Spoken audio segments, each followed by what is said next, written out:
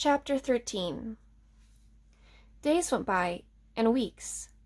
Jonas learned, though, the memories, the names of colors, and he began to see them all in his ordinary life, though he knew was ordinary no longer, and would never be again.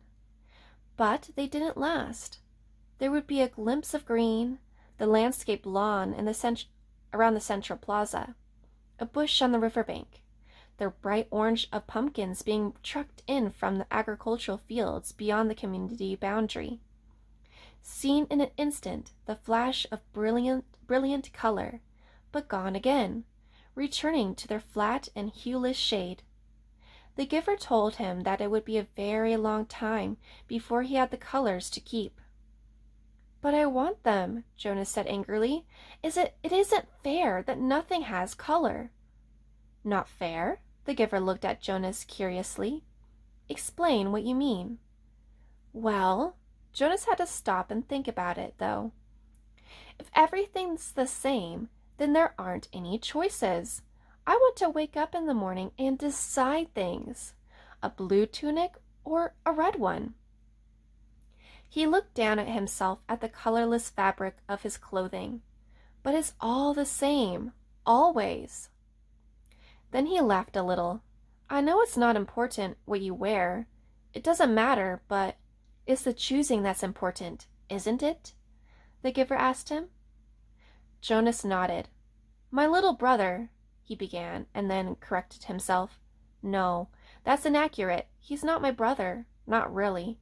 But this new child that my family takes care of, his name's Gabriel."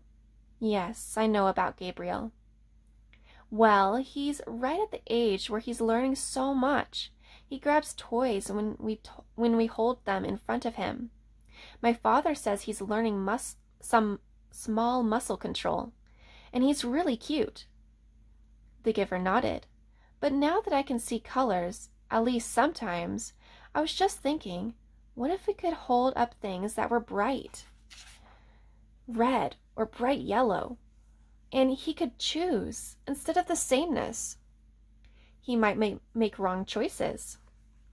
"Oh." Jonas was silent for a minute. "Oh, I see what you mean.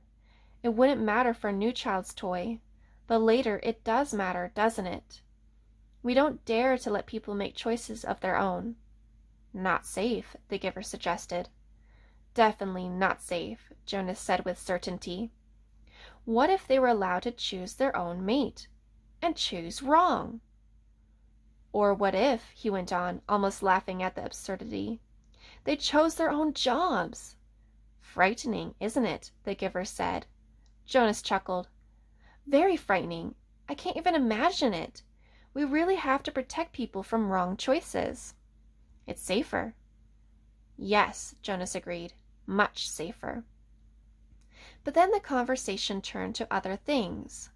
Jonas was left still with the feeling of frustration that he didn't understand. He found that he was often angry now, irrationally angry at his group mates, that they were satisfied with their lives, which had none of the vibrancy his own was taking on. And he was angry at himself that he could not change that for him. He tried without asking permission from the giver, because he feared or knew that it would be denied. He tried to give his new awareness to his friends. "Asher," Jonas said one morning, "look at those flowers very carefully." They were standing beside a bed of geraniums planted near the Hall of Open Records. He put his hands on Asher's shoulders and concentrated on the red of the petals, trying to hold it as long as he could, and trying at the same time to transmit the awareness of red to his friend. "What's the matter?" Asher asked uneasily. "Is something wrong?" He moved away from Jonas's hands. It was extremely rude for one citizen to touch another outside of family units. "No, nothing. I thought for a moment that they were wilting, and we should let the gardening crew know they needed more watering." Jonas sighed and turned away. One evening he came home from his training, weighed with the new knowledge. The giver had chosen a startling and disturbing memory that day. Under the touch of his hands, Jonas had found himself suddenly in a place that was completely alien, hot and windswept under a vast blue sky. There were tufts of sparse grass, a few bushes and rocks, and nearby he could see an area of thicker vegetation, broad, low trees outlined against the sky. He could hear noises, the sharp crack of weapons. He perceived the word, guns, and then shouts, and an immense crashing thud as something fell, tearing branches from the trees. He heard voices calling to one another, peering from the place where he stood, hidden behind some shrubbery. He was reminded of what the giver had told him, that there had been a time when flesh had different colors. 2 of these men had dark brown skin. The others were light. Going closer, he watched them hack the tusks from a motionless elephant on the ground and haul them away, spattered with blood. He felt himself overwhelmed with a new perception of the color he knew as red. Then the men were gone, speeding toward the horizon in a vehicle that spit pebbles from its whirling tires.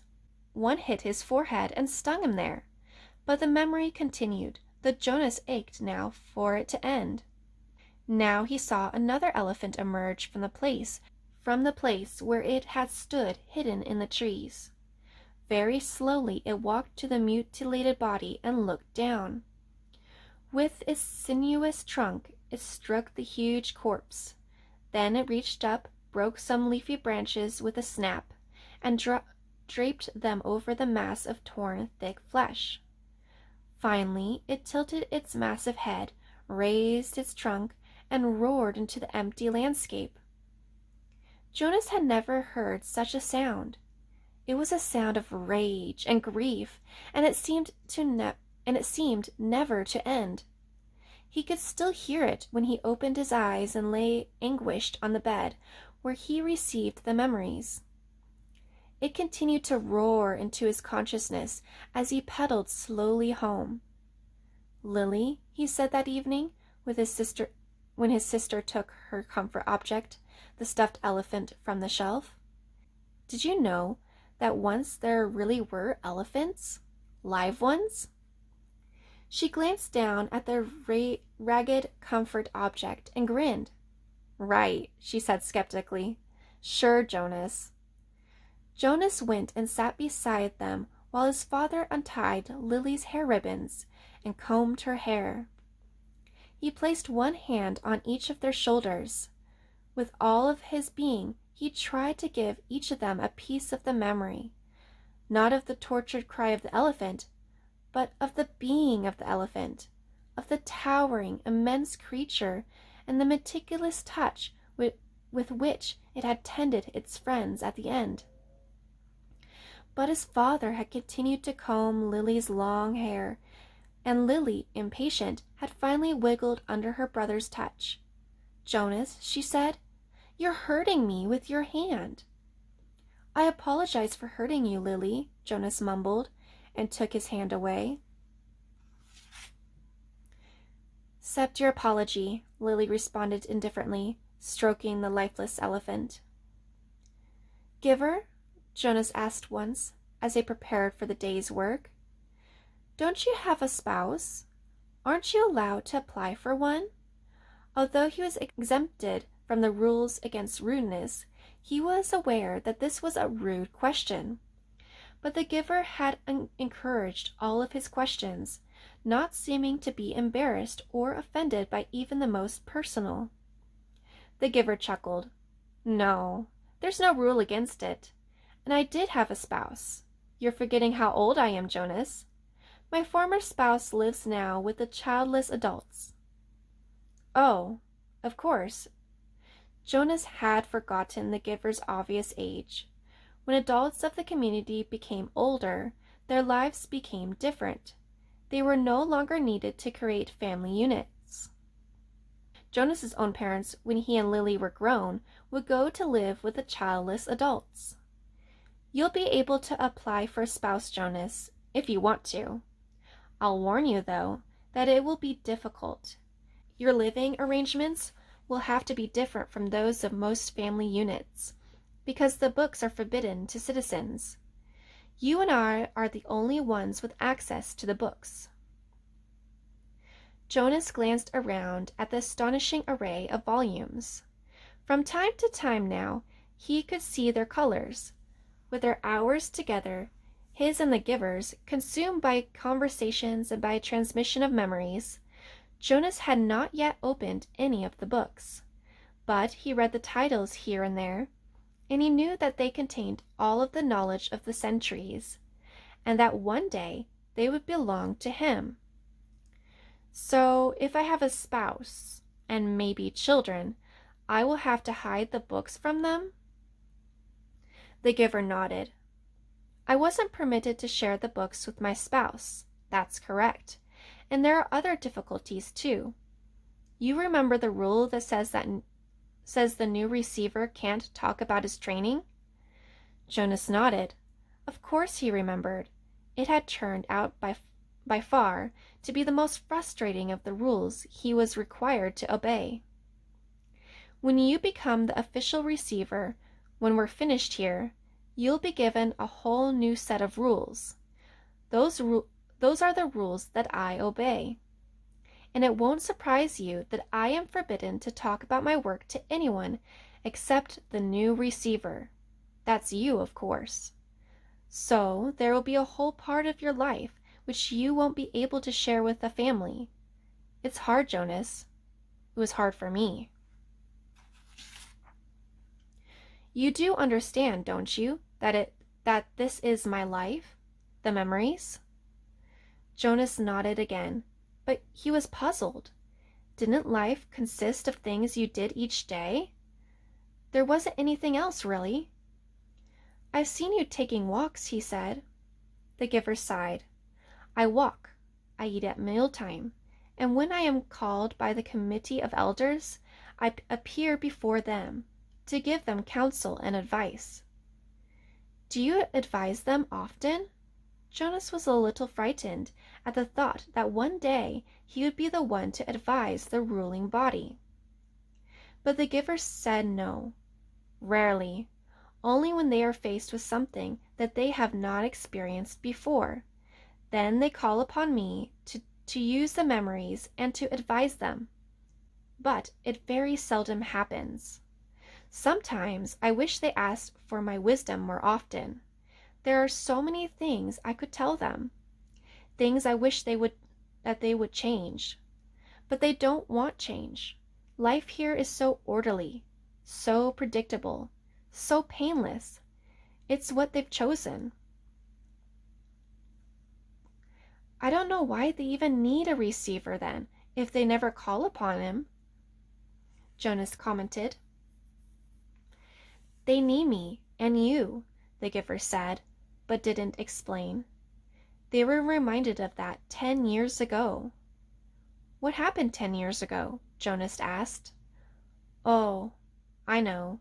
You tried to train a successor and it failed. Why? Why did that remind them? The giver smiled grimly. When the new receiver failed, the memories that she had received were released. They didn't come back to me. They went. He paused and seemed to be struggling with the concept. I don't know exactly. They went to the place where memories once existed before the receivers were created. Someplace out there. He gestured vaguely with his arm. And then the people had access to them. Apparently, that's the way it was once. Everyone had access to memories. It was chaos, he said. They really suffered for a while. Finally, it subsided as the memories were assimilated, but it certainly made them aware of how they needed a receiver to contain all the pain and knowledge. But you have to suffer like that all the time? Jonas pointed out. The giver nodded. And you will. It's my life. It'll be yours. Jonas thought about it, about what it would be like for him. along with walking and eating, and he looked around the walls of books. Reading? That's it? The giver shook his head. Those are simply the things that I do. My life is here. In this room? The giver shook his head. He put his hands to his own face, to his chest. No, here is my being, where the memories are. My instructors in science and technology have taught us about how the brain works, Jonas told him eagerly. It's full of electrical impulses. It's like a computer. If you stimulate one part of the brain with an electrode, He stopped talking. He could see an odd look on the giver's face. They know nothing, the giver said bitterly. Jonas was shocked. Since the first day in the annex room, they had together disregarded the rules about rudeness, and Jonas felt comfortable with that now. But this was different and far beyond rude. This was a terrible accusation. What if someone had heard? He glanced quickly at the wall speaker, terrified that the committee might be listening, as they could at any time. But as always during their sessions together, the switch had been turned to off. Nothing? Jonas whispered nervously. But my instructors. The giver flicked his hand as if brushing something aside. Oh, your instructors are well trained. They know their scientific facts. Everyone is well trained for his job. It's just that, without the memories, it's all meaningless. They gave that burden to me, and to the previous receiver, and the one before him. And back and back and back, Jonas said, knowing the phrase that always came. The giver smiled, though his smile was oddly harsh. That's right, and next it will be you. A great honor. Yes, sir. They told me that at the ceremony. The very highest honor. Some afternoons, the giver sent him away without training. Jonas knew, on days when he arrived to find the giver hunched over, rocking his body slightly back and forth, his face pale, that he would be sent away. Go, the giver would tell him tensely. I'm in pain today. Come back tomorrow. On those days, worried and disappointed, Jonas would walk alone beside the river. The paths were empty of people except for the few delivery crews and landscape workers here and there. Small children were all at the child care center after school, and the older ones busy with volunteer hours or training. By himself, he tested his own developing memory. He watched the landscape for glimpses of the green that he knew was embedded in the shrubbery.